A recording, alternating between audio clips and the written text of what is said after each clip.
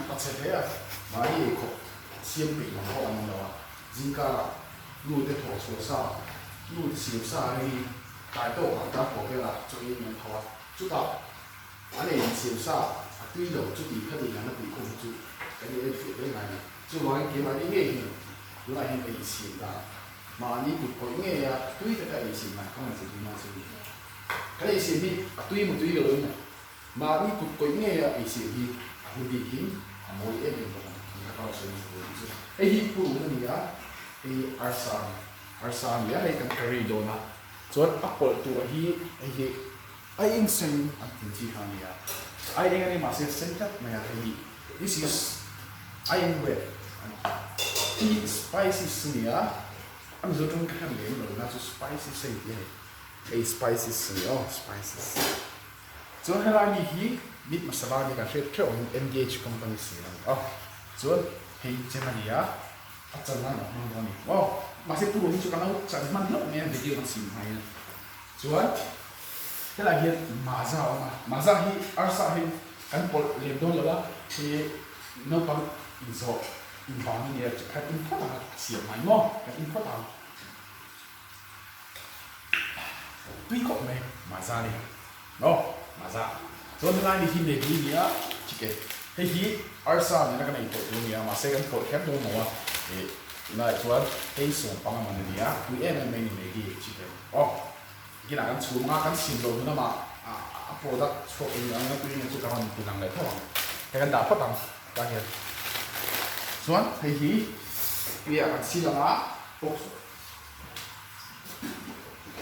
chỉ cái xin ta đi kia cái xin ta gula itu bukan dengan gula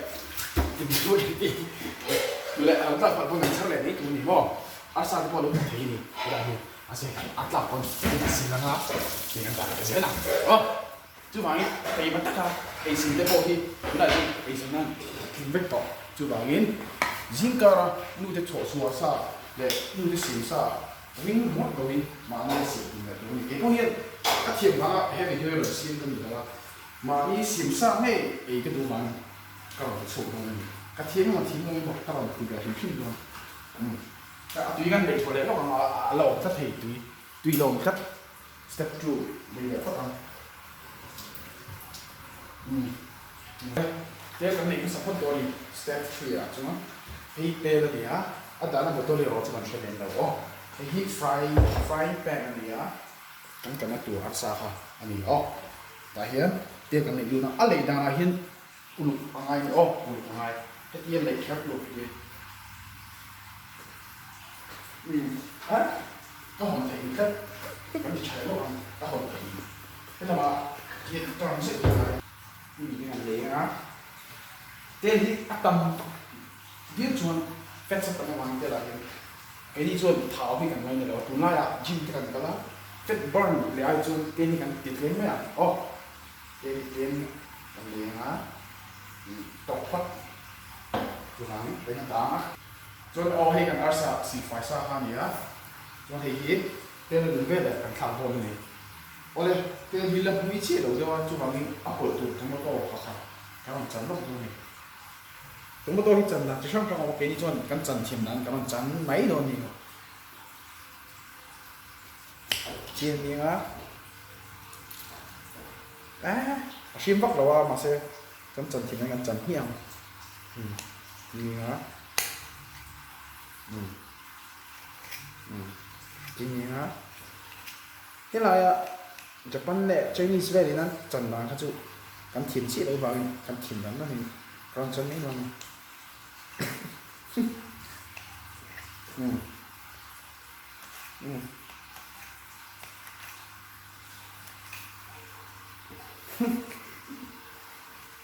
đây cái thiểm đá nhé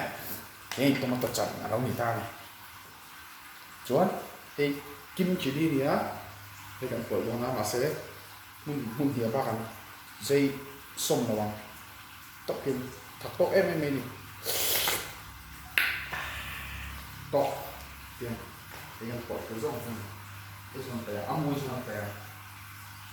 đây quẩy cái rong này á đây chân đá chuan tiền còn hạ rồi hotel kan ma chungin laya no pang ma za hi ka in le lok don le chu chu tel kan don hian arsam kan don rai ma za ni nge tu chan chu tu ma za hi tu ni o đi khóc mày mà ra nhỉ khuya khuya đồ ăn đấy như chúng ta thấy chúng nó mà sẽ mà ra nhỉ sáng sớm à hay store mà hi để đâu mà đi khóc mày ô kia tiếp tục đi ta ăn thằng đây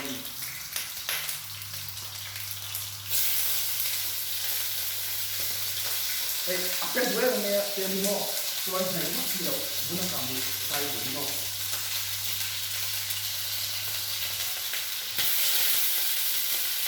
như vậy là cả một chất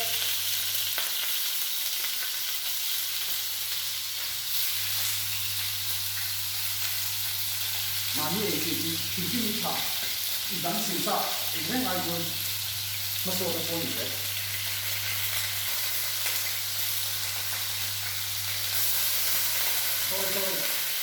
thôi cái gì khác in tiền này vũ làm như vậy chỉ cần ôi chỉ cần những cái bất kỳ gì mà chỉ cần chú cái dục khóc này trang phẳng cái câu ảnh thế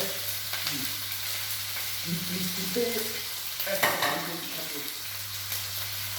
thì thân lắm rồi thân lắm hay áp bộ bao nhiêu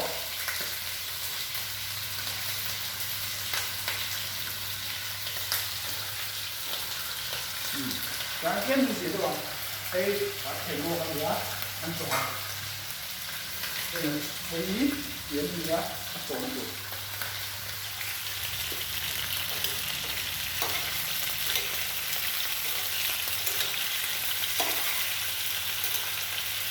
chế biến kiểu chú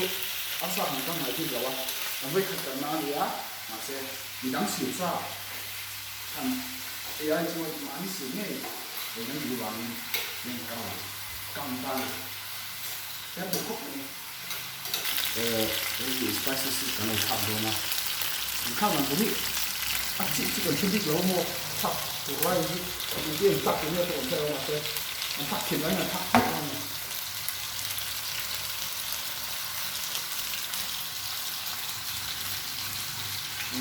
này về trên cái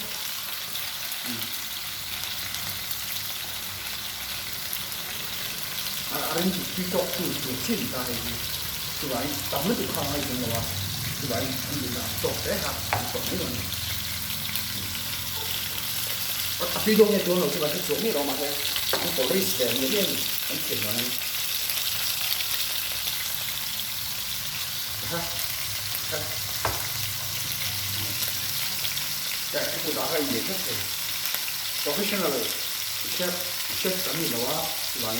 đi quốc sang cái công rồi, các bạn ấy bây giờ mấy rồi áp dụng con,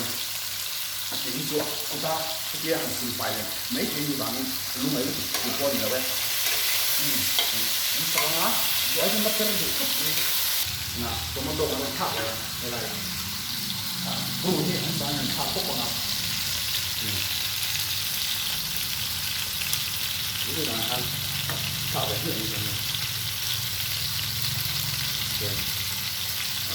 lẩu cũng là mấy luôn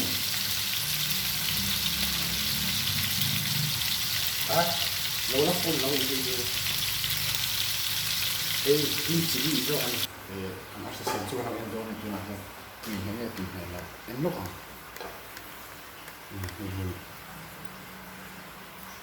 mình chỉ gì đó không thế mình đang xem đó là mình cái ăn cái mình tốt rồi thế chọc dưới mà đi ăn luôn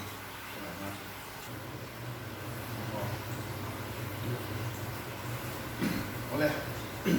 hai anh là xin lỗi này là học tổ mà kinh nghiệm mình là thầy từng chọn nào ra cái đó tục cái đó ra đấy thì ở xã Khania thì mấy cái xiêm về đó này tuyến thì bắc lộ mấy cái mà sẽ cắt xiêm về đó này cắt xuống khúc này rồi thì và phía này á thì bol sắp này á thìจะทรีนจันไล่กับไปหมดเอ๊ะไม่อินเคลบ้า kan em chi kha ni chok three this is chok three oh so and the last one is as a fried hello ni ta ni hi and la ti mere hi chi ani oh hi chi ni a nó kan ei don ni thì giống họ cần thil xịt chú nhỉ chuan lỗi na tuy là kilo chút chân nhưng mà sẽ mà nhẹ ấy xịt thì dữ chấp đi là